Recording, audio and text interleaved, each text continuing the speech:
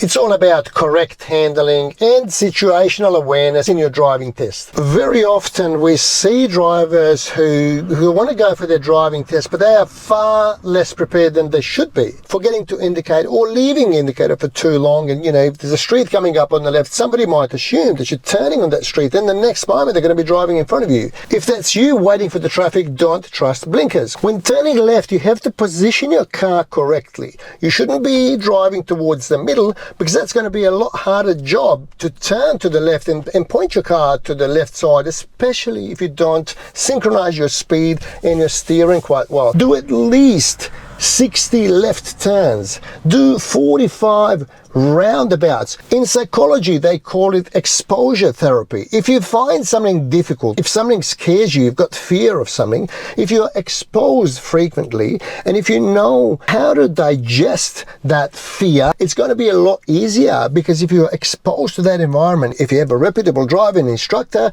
it's going to be very easy. So you should not spend too much money on the lessons. You can practice with your parents, but you do need lessons to understand and implement it when you're driving with your private supervisors. I'm not saying private supervisors are bad. They don't often know what to target, how to correct. Often, we hear a lot of stories that parents criticize children, by just saying, don't do that. But how do you fix it? What do you do? What do you do differently to, have a different result? Whichever maneuver you're doing. 60 left turns, 25 right turns, at least one turn without the green arrow at a major intersection, and at least a couple of right turns at a T-junction where you have to squeeze into the refuge lane and wait for the rest of the traffic to proceed. Correct handling is combining your flow, movement, and your path. And correct handling requires a good coordination between your movement, how fast you go around the corners, for example, your path, whether you manage to steer in time without going too wide or cutting a corner, and your flow, which is automatically, impacted by your observation. So if you look late, and if it's a giveaway situation, you are certainly more likely to miss opportunity to turn. Situational awareness. What do I mean by situational awareness? Every situation requires a different set of skills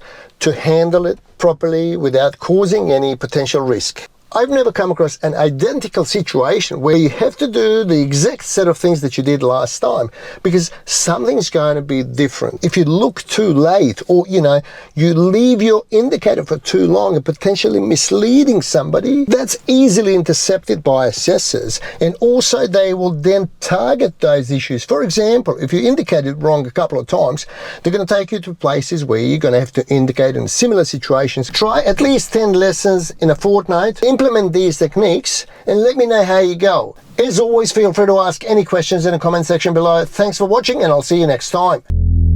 Follow these 6 steps for flawless reverse bay parking. Start by lining up your left side mirror with the third line of the parking bay. Emphasize the importance of maintaining a continuous fluid motion throughout the process. No sudden moves. Keep the steering smooth like riding a wave.